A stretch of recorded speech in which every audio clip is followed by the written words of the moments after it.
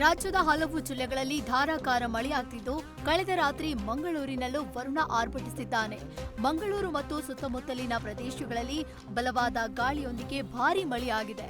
ಬಿರುಗಾಳಿ ಸಹಿತ ಮಳೆಯಿಂದಾಗಿ ಕಾವೂರಿನ ಶ್ರೀ ಮಹಾಲಿಂಗೇಶ್ವರ ದೇವಸ್ಥಾನದ ಆವರಣದಲ್ಲಿ ನಡೆದಿದ್ದ ಯಕ್ಷಗಾನ ಪ್ರದರ್ಶನವನ್ನ ರದ್ದುಗೊಳಿಸಲಾಯಿತು.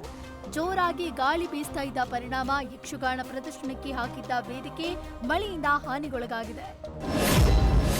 ಮೋದಿ ಹೇಳಿಕೆ ಸಮರ್ಥಿಸಿಕೊಂಡು ಸಿಎಂ ಸಿದ್ದರಾಮಯ್ಯ ವಿರುದ್ಧ ಮಾಜಿ ಪ್ರಧಾನಿ ಎಚ್.ಡಿ. ದೇವೇಗೌಡ ವಾಗ್ದಾಳಿ ನಡೆಸಿದ್ದಾರೆ. ಇರಾನ್, ಇಸ್ರೇಲ್, ಅಮೆರಿಕ ನಡುವೆ 40 ದಿನಗಳ ಯುದ್ಧ ನಡೆದಿದೆ. ನಮ್ಮ ದೇಶದ ತೈಲ ಸಾಗಿಸ್ತಾ ಇದ್ದ ಹಡಗು ಮುಳುಗಿದೆ.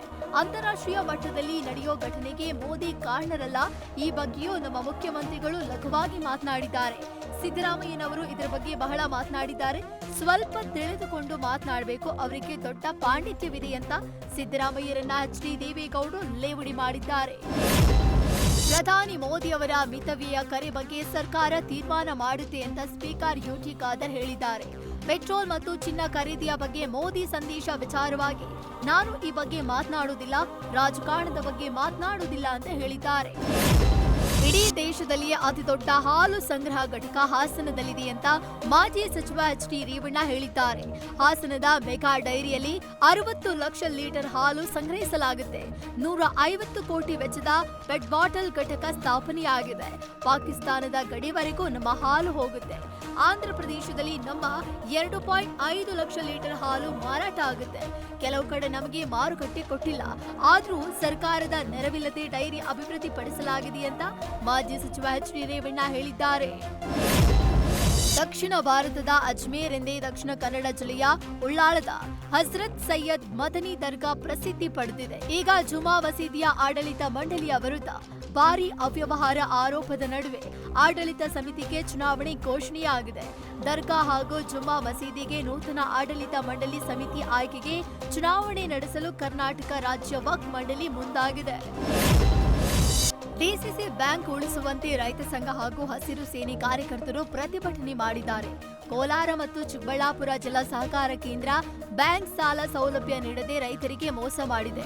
ಹೀಗಾಗಿ ಎತ್ತಿನ ಗಾಡಿಯನ್ನ ಬ್ಯಾಂಕ್ ಬಾಗಿಲಿಗೆ ಕಟ್ಟುವ ಮೂಲಕ ವಿನೂತನವಾಗಿ ಮುತ್ತಿಗೆ ಹಾಕಿದ್ದಾರೆ. ಎಲೆಕ್ಟ್ರಿಕ್ ಬೈಕ್ನ ಬ್ಯಾಟರ್ ಬ್ಲಾಸ್ಟ್ ಆಗಿ ವ್ಯಕ್ತಿ ಸ್ಥಳದಲ್ಲೇ ಸಾವನ್ನಪ್ಪಿದ್ದಾರೆ. ಈ ದಾರುಣ ಘಟನೆ ಬೆಂಗಳೂರಿನ ಹಲಸೂರು ಪೊಲೀಸ್ ಠಾಣಾ ವ್ಯಾಪ್ತಿಯ ಮಸ್ಸಿ ಟೌನ್ನಲ್ಲಿ ಕಂಡು ಬಂದಿದೆ. ಲೂತ್ ನಾಥನ್ ಮೃತ ದುರ್ದೈವಿಯಾಗಿದ್ದು, ಮನೆಯಲ್ಲಿ ಎಲೆಕ್ಟ್ರಿಕಲ್ ಬೈಕ್ ಅನ್ನ ಚಾರ್ಜಿಗೆ ಇಟ್ಟು ಮಲಗಿದ್ರು. ಈ ವೇಳೆ ಬೈಕ್ನ ಬ್ಯಾಟರ್ ಬ್ಲಾಸ್ಟ್ ಆಗಿ ಹಾಲ್ನಲ್ಲಿ ಮಲಗಿದ್ದ ಲೂತ್ ನಾಥನ್ ಸಾವನ್ನಪ್ಪಿದ್ದಾರೆ. ದೇಶದಲ್ಲಿ ಪ್ರಧಾನಿ ಮೋದಿ ಪೆಟ್ರೋಲ್, ಡೀಸೆಲ್ ಮಿತವಾಗಿ ಬಳಸುವಂತೆ ಕರೆ ಕೊಟ್ಟಿದ್ದಾರೆ. ಈ ಹಿನ್ನೆಲೆ ಕೇಂದ್ರ ಸರ್ಕಾರದ ವಿರುದ್ಧ ಮಾಜಿ ಸಂಸದ ಡಿಕೆ ಸುರೇಶ್ ವಾಗ್ದಾಳಿ ನಡೆಸಿದ್ದಾರೆ. ನಮ್ಮ ದೇಶದ ಪ್ರಧಾನ ಮಂತ್ರಿಗಳು ಬಹಳ ಬುದ್ಧಿವಂತಿಕೆಯ ನಡೆಯನ್ನ ಸ್ಮರಣೆ ಮಾಡ್ತಿದ್ದಾರೆ. ಅವರು ಕರೆ ಕೊಡುವ ಬದಲು ಮುಂಜಾಗ್ರತಾ ಕ್ರಮಗಳನ್ನ ತೆಗೆದುಕೊಳ್ಬೇಕಿತ್ತು. ಇದು ಕೇಂದ್ರ ಆಡಳಿತದ ವೈಫಲ್ಯ ಮುಚ್ಚಿಡುವ ಕಾರಣ ಅಂತ ಡಿಕೆ ಸುರೇಶ್ ವಾಗ್ದಾಳಿ ನಡೆಸಿದ್ದಾರೆ.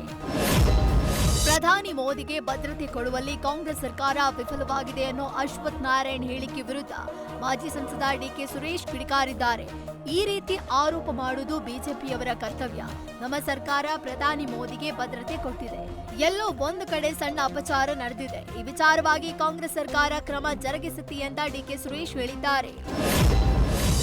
ನೀಟ್ ಪರೀಕ್ಷೆ ಪ್ರಶ್ನೆ ಪತ್ರಿಕೆ ಲೀಕ್ ವಿಚಾರವಾಗಿ ಕೇಂದ್ರ ಸರ್ಕಾರ ಏನ್ ಮಾಡಿದ್ರೂ ನಡೆಯುತ್ತೆ ಅಂತ ಸಚಿವ ಸಂತೋಷ್ ಲಾಡ್ ಕಿಡಿಕಾರಿದ್ದಾರೆ.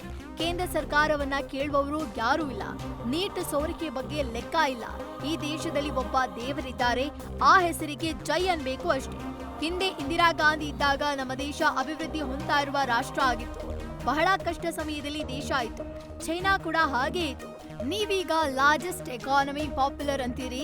ನೀವು ಪವರ್ಫುಲ್ ಆಗಿದ್ದು ಯಾಕೆ ಇದು ಅಂತ ಕೇಂದ್ರ ಸರ್ಕಾರವನ್ನ ಸಚಿವ ಸಂತೋಷ್ ಲಾಡ್ ಪ್ರಶ್ನೆ ಮಾಡಿದ್ದಾರೆ.